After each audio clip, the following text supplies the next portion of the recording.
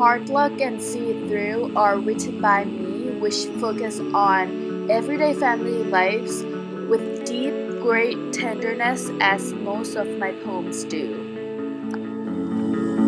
Hello, it's me, Edgar Guest. I was born on August 20th, 1881, and I'm the son of Edwin and Julia Wade Guest.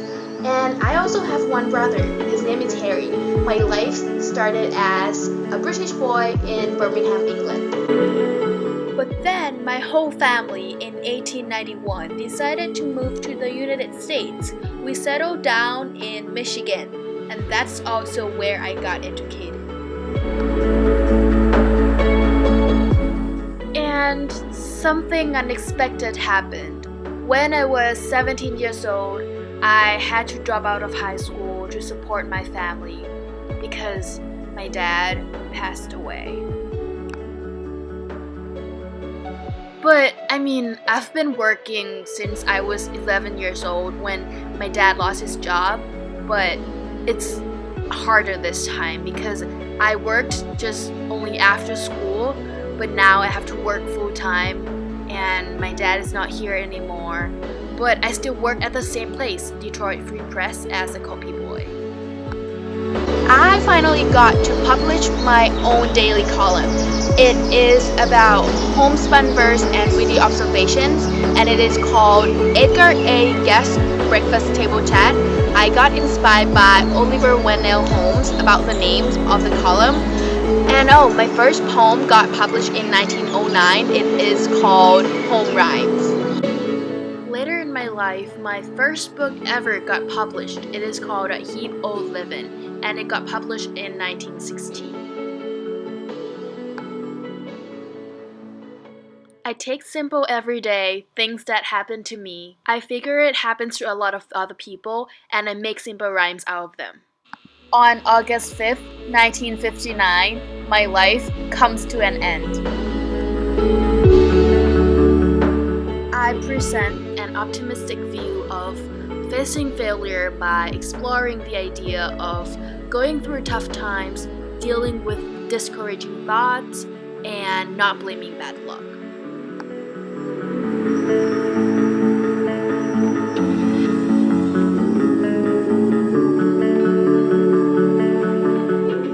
When you are up against a trouble, meet it squarely. Face to face, lift your shin and set your shoulders. Plant your feet and take a brace when it's vain to try to dodge it. Do the best that you can do. You may fail, but you may conquer. See it through. Black may be the clouds about you, and your future may seem grim. But don't let your nerve desert you. Keep yourself in fighting trim. If the worst is bound to happen, spite of all that you can do, running from it will not save you. See it through. Even hope may seem but futile when with troubles you're beset. But remember you're facing just what other men have met.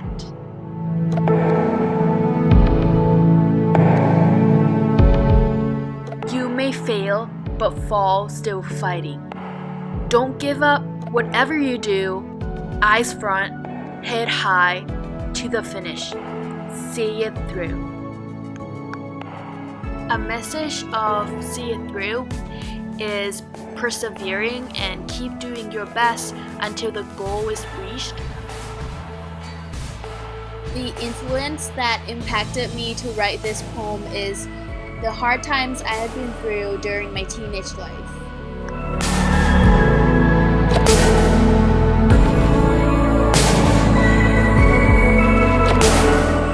When you are up against a trouble, meet it squarely. Face to face, lift your shin and set your shoulders. In this part, it can be inferred to my earlier life when I had to leave school to support my family. I didn't give up. I would just keep trying and trying until I reached a better position in life. And it can be seen from the job I had. I started off as a copy boy and ended up being a writer of my own column and published my own book. Not only one message is meant to be sent to the readers, but also another important one. I also mentioned the idea of dealing with discouraging thoughts and how human nature is, and also how we should never give up when we face troubles. Even hope may seem but futile when with troubles you're beset.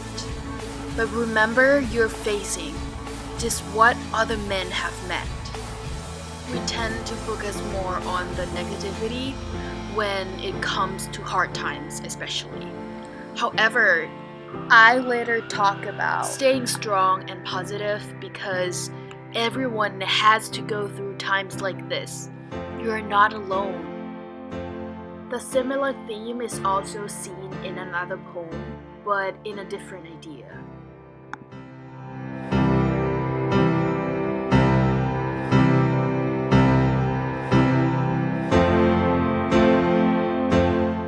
Ain't no use, as I can see, in sitting underneath a tree and growling that your luck is bad and that your life is extra sad.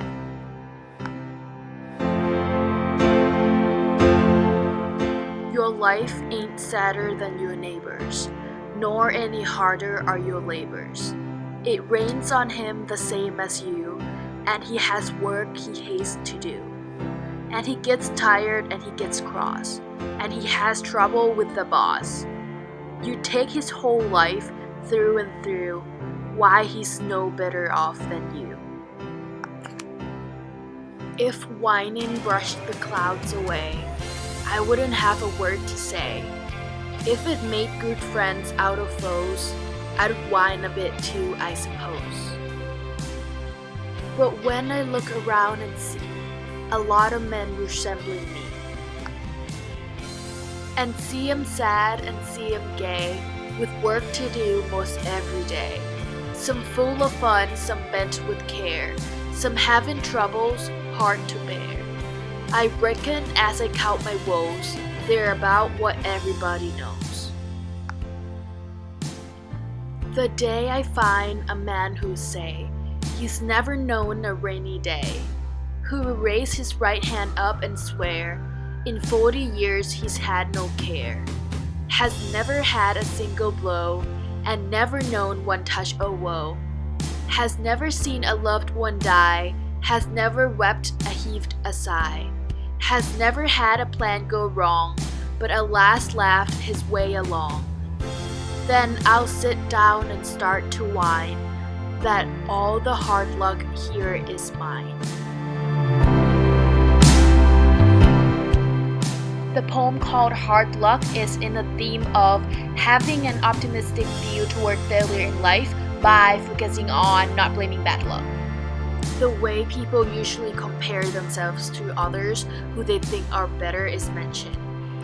I also talk about accepting the hard luck, ironically, in the last stanza. In line 5 to 7, I emphasize that you were not alone in this poem as well.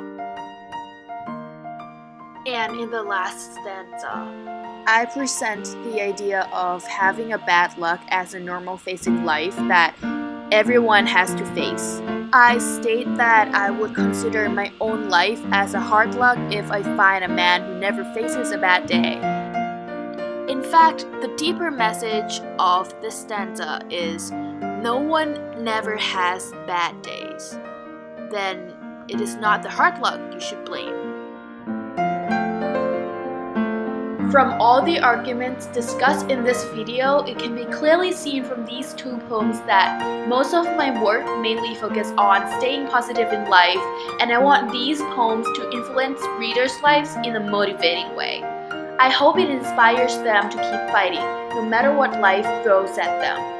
No one is any luckier than anyone. Just keep doing your best in every situation you face.